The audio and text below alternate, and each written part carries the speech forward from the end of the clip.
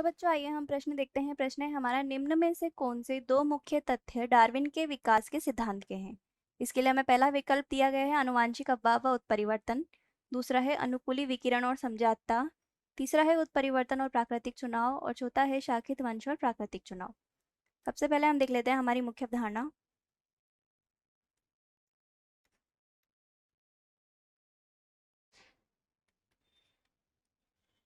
जिसमें हम देखते हैं कि जो डार्विन था उसने सिद्धांत दिया था प्राकृतिक चुनाव का, जिसमें डार्विन ने कहा था कि जो सबसे योग्यतम होगा, यानी योग्यतम की उत्तर जीविता, जो सबसे योग्यतम होगा वही आगे जीवित रहेगा या फिर वही आगे वंश बढ़ाएगा। तो प्राकृतिक चुनाव में जो चुनाव होता है वो होता है, उसका आधार होता है आनुवांशिक आधार, जिसमें छोटे छोटे विशेषताएं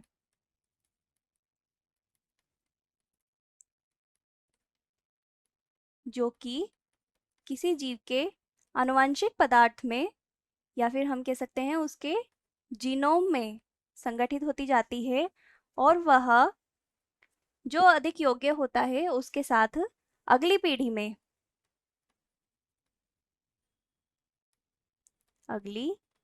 में स्थानांतरित कर दी जाती है।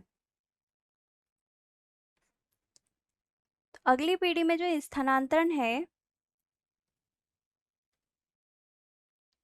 वह उस जीव की विरासत को या उसके जो लक्षण है उसकी विरासत को दिखाता है। तो ये जो विरासत है वह छोटे छोटे शाखाओं के रूप में आगे बढ़ती है, इसलिए इसको हम शाखित वंश के नाम से भी समझ सकते हैं। तो अब हम देखते हैं कि जो प्राकृतिक चुनाव है और जो शाखित वंश है वह डार्विन के सिद्धांत के तथ्य है। तो हम विकल्प देख लेते हैं। पहला है आनुवांशिक अफवाह व उत्परिवर्तन, तो ये गलत है। दूसरा है अनुकूली विकिरण और समझाता, यह भी गलत है। तीसरा है उत्परिवर्तन और प्राकृतिक चुनाव, यह भी गलत है। और चौथा है शाकित वंश और प्राकृतिक चुनाव, तो यह विकल्प सही है। हमारा जो उत्तर होगा वो होगा विकल्प डी। आशा है आप उत्तर समझ गए होंगे। धन्यवाद।